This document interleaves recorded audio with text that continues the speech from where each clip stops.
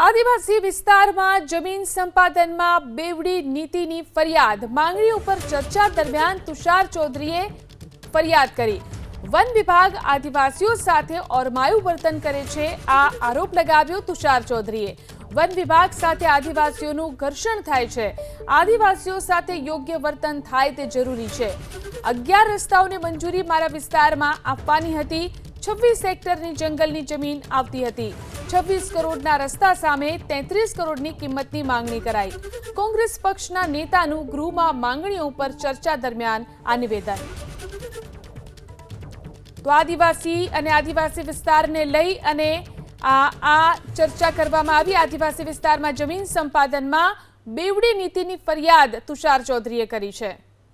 One વિભાગ સાથે આદિવાસીઓનું ઘર્ષણ થાય છે, આદિવાસીઓ સાથે યોગ્ય વર્તન થાય તે જરૂરી છે। 11 રસ્તાઓની મંજૂરી મારા વિસ્તારમાં આપવાની હતી, 26 હેક્ટરની જંગલની જમીન આવતી હતી। 26 કરોડના રસ્તા સામે 33 કરોડની કિંમતની માંગણી કરાઈ।